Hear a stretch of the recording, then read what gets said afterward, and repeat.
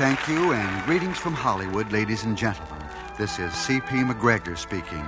Welcome to the La Rosa Hollywood Theater of Stars, radio's greatest daytime dramatic program. Every day, a complete 30-minute drama from Hollywood. Every day, a famous Hollywood star. Today, our star is popular Elliott Lewis in The Worm Turns. Act one in just a moment, but first, a word from our announcer, Wendell Niles, for La Rosa. Have you discovered that wonderful special La Rosa flavor? That luscious La Rosa flavor that comes exclusively from the cream of the great new durum wheat crop? It's at your grocer's now. The most delicious macaroni, spaghetti, and egg noodles you ever tasted. Because La Rosa's got the cream of the crop. You see, La Rosa is the world's largest user of fine durum wheat semolina. So it's natural that leading durum millers offer La Rosa first choice of Super Select #1 cream of the crop semolina. Prove it yourself. Tonight, make the La Rosa three-way quality test. See, taste, compare. See La Rosa's natural golden color, the natural sunshine of the world's finest semolina. Taste La Rosa's luscious flavor, richer, smoother, more delicious, with that just right, firm yet tender texture. Compare La Rosa with any other macaroni, spaghetti, or egg noodles you ever tasted. Once you try La Rosa, you'll never serve anything but La Rosa. Now, once again, our host, C.P. McGregor. And now the curtain rises on Act One of The Worm Turns, starring Elliott Lewis.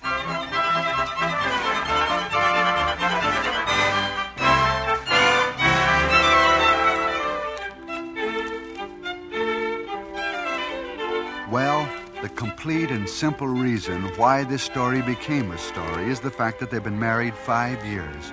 Only you'd think it was 50 from the way he acts. I'm speaking, of course, of Fran and John Bellamy. Her real name is Frances, but everybody calls her Fran. That is, everybody but John. He doesn't believe in pet names. In fact, he doesn't believe in a lot of things. About the only thing he does believe in is pumps. You see, he's in the pump business, amalgamated pumps. And the pump business has been very good. But does that make John Bellamy happy as a lark? It does not. It makes him as puckery as a lemon. He's a sourpuss. His old friend and schoolmate, Dr. Hector McGillicuddy, being a psychiatrist, thinks that his grouchiness is a fixation of some sort. In fact, Dr. McGillicuddy has just dropped into the Bellamy residence to talk it over with Fran. John is still at the office, selling pumps. But, Hector, there's just no sense in beating around the bush about it. I tell you, I'm losing my mind. Oh, now, surely it's not as bad as all that, Fran. Isn't it? Well, you try living with an iron pump for almost 5 years and see how much mind you've got left. Oh, but there's no use in giving up the ship, Fran. While there's life, there's hope. And maybe he'll change. Oh, no, Heck. I'm afraid the only change he'd make would be for the worse. Does that mean you don't love him anymore, Fran? Oh, no, of course it doesn't. But, oh, well, I don't know just how long I can keep it up. Well, as I've said before, I still think it's a case of a fixation of some sort. Phobia. Well, whatever it is, Heck, it's not fun. Look, Fran, why don't you try to talk John into coming down to my office one day? There's a fairly new treatment out that, well, it might work. Has to do with hypnosis. You mean you could hypnotize John into thinking he was a human instead of a pump? I don't know, but I can try. Well, don't you think that... Oh, Hector, I don't think I'd smoke in here if I were you. John will be home any minute, and you know how he feels about it. Oh, pish and tush, I'm a guest, and I smoke. And if John doesn't like it, he can throw me out and open the windows. You don't mind, do you? Oh, of course not. But I was just thinking... Well, as I was going to say... Well, speak of the devil. Oh, hello, John. Good evening, Francis. And how are you, Hector? Oh, first rate, Johnny, old boy. The fact that your sweet, charming, and lovely wife has invited me to stay for Irish stew and dumplings makes me all the more first-rater. Hector, you're smoking.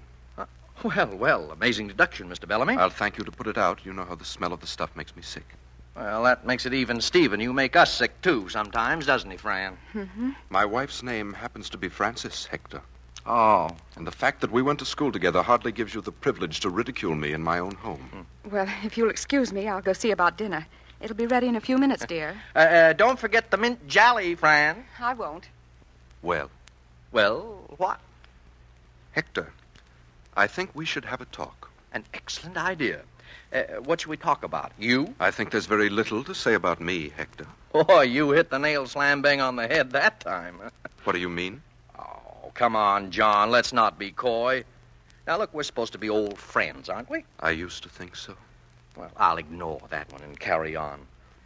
John, have you looked at yourself in any mirrors lately? Why? Well, did you notice any resemblance between yourself and those choice little discoveries of nature, persimmons? Is that remark supposed to be humorous, Hector? No. I check my humorous sallies at the door when I come visiting you, Mr. Bellamy. I merely made that remark in order to find out if you'd ever found out what an old sourpuss you are. Hector, I've had a rather difficult day at the office, and I'm in no mood for your jollities. Office. You mean you've been playing ring around the rosy with those amalgamated pumps of yours for so long you've practically turned into one? Why, every time I shake hands with you, I automatically reach for a tin dipper with my left hand. I'm afraid your medical sheepskin has given you an overemphasized sense of intrusion, Hector. And friendship, like anything else, can be strained too far. Oh, fiddle-faddle. And if that were the case, I'd have bashed you on the nose long ago. And incidentally, when you said friendship like anything else, you struck something. Like anything else could mean love, couldn't it, John? What do you mean? I'm probably wasting my time, but I mean Fran. I've told you before, my wife's name is Frances. Yeah, and your wife's name's going to be Mud if you keep on down the old path. The worm just might turn, you know. Oh, not implying that Fran's a worm. But you're going to lose her, Johnny, old boy, if you're not careful. Hector, I should like you to understand one thing. Well? I have always liked you and admired your intelligence. Well, thank you. And for the sake of your friendship, I can tolerate your criticisms of me and my conduct. But when you begin discussing my personal affairs, I must draw the line. Hang it all, John, that's just what I mean. You said my personal affairs. Well, did it ever enter that skull of yours that Fran's affairs might have something to do with it? I beg your pardon. Oh, don't bother begging my pardon and don't interrupt. I'm going to say what I want to say if it gives you apoplexy. You and your eternal grouch and restrictions are driving Fran right out of your house. Hector, I've heard all I want to hear. Oh, is that so? Dinner's practically on the table, gentlemen. Are you about ready? I won't care for my dinner, Frances. Well, why not, John? I've made a lovely Irish stew with those dumplings you like. Oh, he'll have dinner, Fran. He's just pouting for a minute or two. What's the matter with you two? Argument? I am going back down to my office. But, John, dear, you just came home. Your dinner. I said I am going back down to my office. Wait a minute, John. Hang on to your shirt. I didn't mean to get you all upset. Take it easy. Instead of you going back to your office, I'll go back to mine, and then we'll all be happy. You needn't bother waiting up for me, Frances. I shall undoubtedly be rather late. But please, dear, Hector didn't mean anything. Good night. Well. Sorry, Fran. Looks like I've rather overstepped myself. What happened, Hector? Oh, I don't know. I guess I just gave the old boy a little too much of the ephus. Fran, it makes me so doggone sore when... Oh, well, it's none of my business, and I guess I've just better keep my mouth shut. Well, there's no use in feeling that way about it, Hector. You'd better come in and have some stew and dumplings. Well,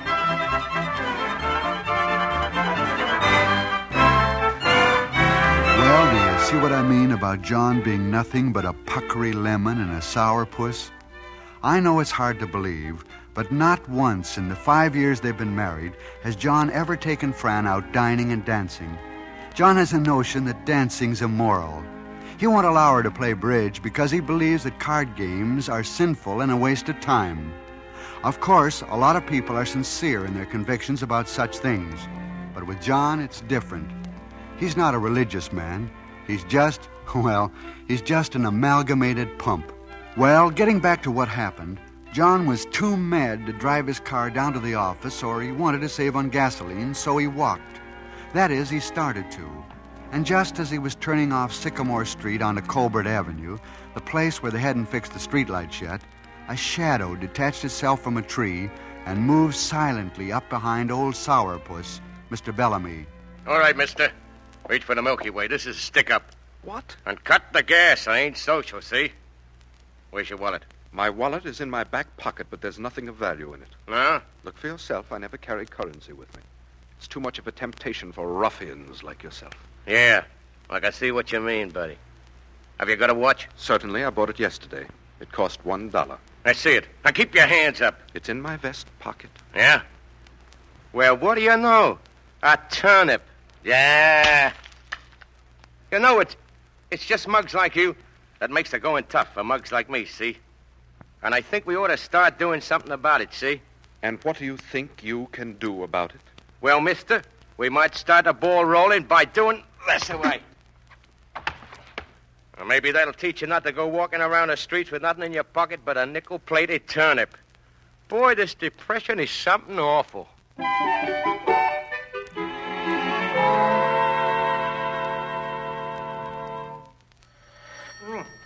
Telephone, Fran. You want me to get it? Oh, thanks, Hector, but I'll take it. Probably John wanting you to save some stew and dumplings for him, but we won't. I'll eat them all up if they kill me. Hello? Yes, this is Mrs. Bellamy. What? You'll have to speak louder. I can't hear you. You say unconscious? What's going on, Fran? He was slugged? Who was? Oh, I see. Well, yes, I'll be right down. No, you needn't bother calling another doctor. There's one right here. Why, Fran, what is it? It's John. Yes? Well? That was the police. They said they just picked him up on the sidewalk at Sycamore and Colbert. Somebody hit him over the head. Well, come on. Let's go. Get your coat. Yes. Oh, my fault, too. And if it's serious, I'll find the guy that did it if it takes me 20 years. And if it isn't serious, I'll still find him. He deserves a medal.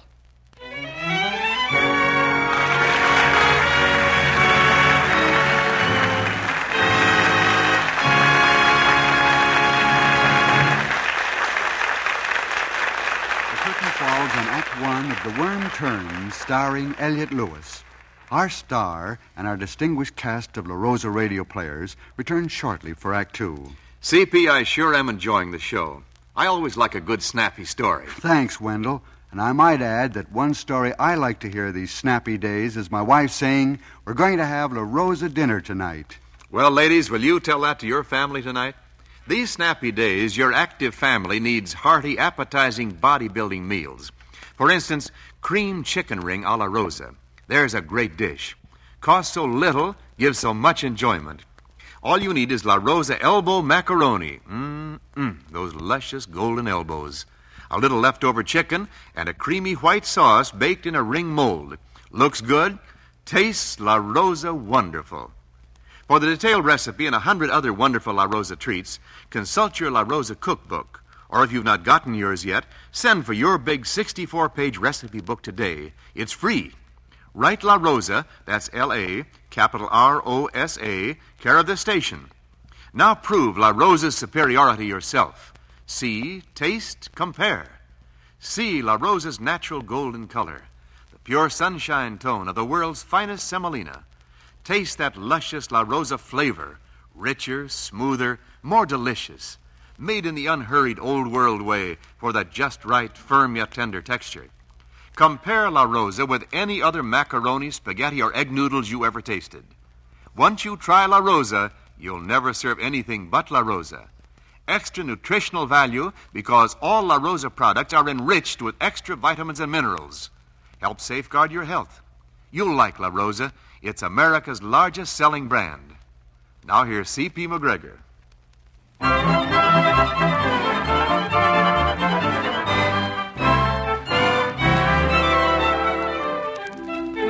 And now, Act Two of our play, The Worm Turns, starring Elliott Lewis. How mad can you get? That seems to be the question with old sourpuss John Bellamy. But then, if you're a pump, what does it matter? John left his house in a huff. He almost slammed the door handle off. He's mad at his wife and his old friend, Dr. Hector McGillicuddy. So mad, in fact, that he passed up a dinner of Irish stew with dumplings. And that, believe me, is mad. And whilst he was perambulating his wrathful way down a very dark street, he was stuck up. And because the questionable gentleman that stuck him up could extract nothing from him except a dollar watch, he proceeded to conk Mr. Bellamy with the butt end of his revolver, which quickly and completely reduced Mr. Bellamy to a state of who cares. Eventually, of course, somebody found him. He was identified and brought home, and right now it's about time old sourpuss should begin to come to. Hector, are you absolutely sure that it's not serious? Well, there's no evidence of anything serious, Fran. Of course, there's always a chance of concussion. We'll just have to watch him for a while, that's all. Now, why on earth would anyone want to hit poor John over the head? Did you ask that question for the purpose of getting an answer? Of course I did. Why? And I'll say, why on earth wouldn't anyone want to crack poor John over the head? You're being cruel, Hector. I know it. But there have been many times when I've looked at those fire irons downstairs with a wild gleam in my eye. He's coming too. Yes. Now, just take it easy, old-timer. You're all right. How do you feel, John? Huh? What? I said, how do you feel, dear? I've got a headache. There's nothing unusual about that. Most people do after being bashed over the head. Ugh. Now, let me sit up. Now, wait. I'll help you, dear. Don't exert yourself. I won't.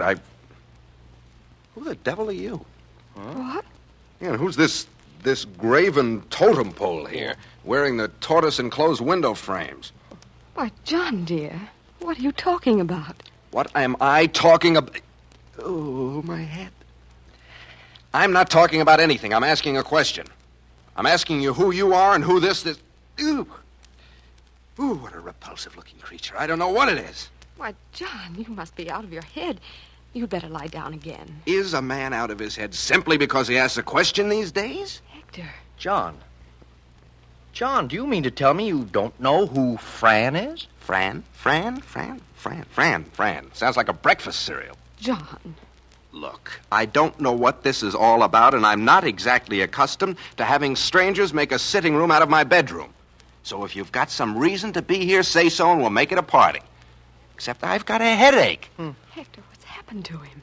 Well, I'm not sure, but I think I know. My dear people, you are people, aren't you? I mean, I detest mumbling. I have a phobia. The doctors call it mumblephobia. That's what they call it, mumblephobia. So would you mind not mumbling? No, not at all. That's quite all right, Mr. Bellamy. We'll leave you to your own devices now. Well, thank you very much. But, Hector... It's all right, Fran. Maybe Mr. Bellamy wants to get a little rest. Come on. But... What do you mean rest? I want to get up and get dressed. Yes, of course. We'll see you again, I hope, Mr. Bellamy. Come on, Fran. Yeah, do drop in again sometime. Yeah, thanks. We'll do that. Good night, Mr. Bellamy. Say good night to Mr. Bellamy, Fran. What? Oh, of course. Well, good night, Mr. Bellamy. Good night. Hector, what's the meaning of this? What in the world's happened to him? Has he gone No, but that crack on the skull's given our dear John a rip-snorting case of amnesia. Amnesia? Yeah, partial. He doesn't remember what happened. He doesn't remember you or me. In fact, about all he seems to remember, at least now, is his name. He didn't show any surprise at his name being John Bellamy, although if he knew who he was, he would. But he didn't even talk like John. He sounds like someone else. No, it's just one of those things. Well, what are we going to do? Nothing. We're just going to wait and see what happens. And in the meantime, humor him. And if he wants to know who you are again, well, don't tell him you're his wife. Oh, but Hector... We mustn't confuse him. Just, well, I know. Just tell him that, tell him you work here. That's a good idea. And if he falls for it, ask him about that raise he promised you last week. Raise? Why, sure. Don't you remember? He said he'd give you a $10 a week raise. Well, you're making $50 a week now instead of $40. But, Hector McGillicuddy, have you gone crazy, too? Oh, why not? It's all the rage this year.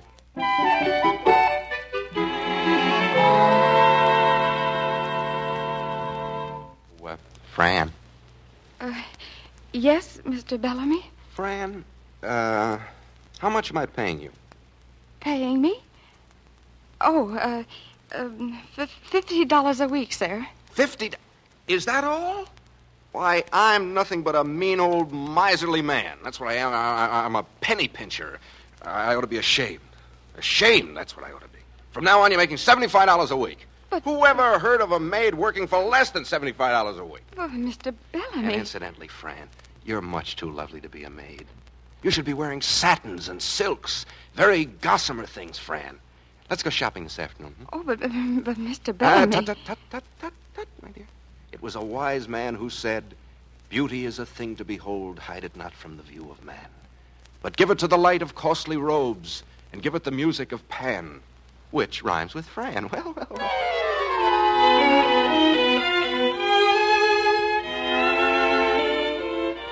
Hector, you've simply got to do something. You can't let him stay in this world of unreality. He's mad. He's stark-staring mad. Why? What's he done? Well, I did as you said to do. I've been pretending to be the maid. And, well, yesterday he insisted that we go downtown shopping. Yes? And he spent more than $300 on clothes for me. Well, if John did that, he's wacky, all right. Has he mentioned anything about pumps? No. But, oh, Hector, it would be wonderful if he could stay this way. He's fallen in love with me. And he can say the most beautiful things. Well, then why don't we leave him the way he is? You and he can start in all over again. Oh, no, we can't do that, Hector. Well, if you insist. After all, he is your husband, but I should think you'd like to keep him the way he is. Oh, it would be wonderful. The way he is now is the way I've always dreamed a husband should be. Oh, but it's no use. Okay, Fran. I suppose if a whack on the head put him into this, another whack on the head will take him out of it.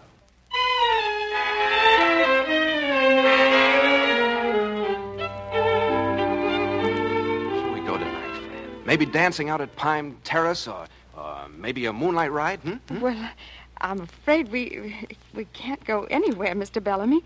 You see, Dr. McGillicuddy will be here in a minute. Dr. McGillicuddy! That walking bottle of iodoform. What the devil's he coming here for? Well, I think he wants to talk to you. Well, I don't want to talk to him. He's a nuisance. Besides that, he's a fuddy-duddy. That's what he is. Oh, well, that must be him now. I'll go let him in. Oh, no. Why not just let him ring? There are so many things I want to tell you, Fran. I mean, Well, I'd better go. Fran. What? Just this. Well, Why, Mr. Bellamy. Oh, I'd better go answer the door now.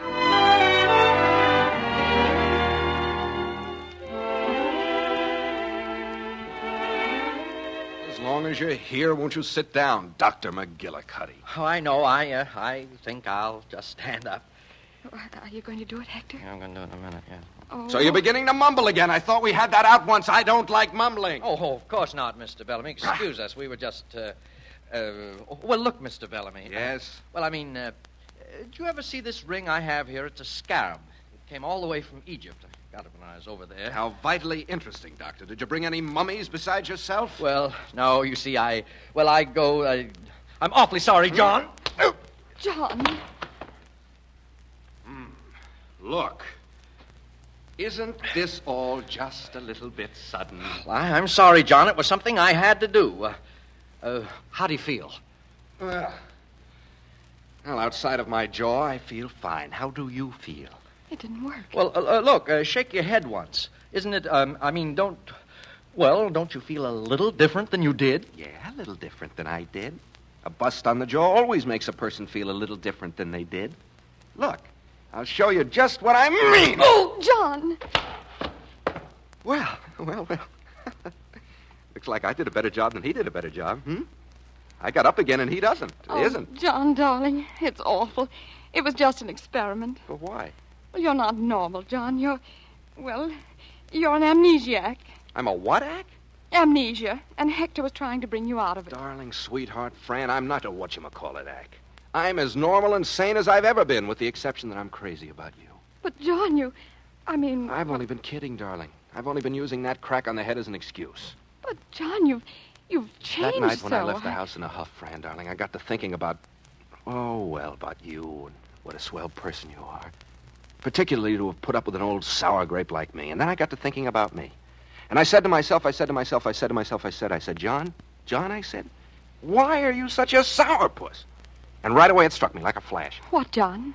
It was that blamed scratchy woolen underwear I'd been wearing for 5 years and coffee nerves. Oh, John, you big idiot. That's what it was. So now will you quit being the housemaid and be my wife? Well, who else could I be? Oh. Hector. Oh. Well, what in the blazes happened to me? You tell him, Fran, darling. You see, I don't remember what happened to him. I've got amnesia.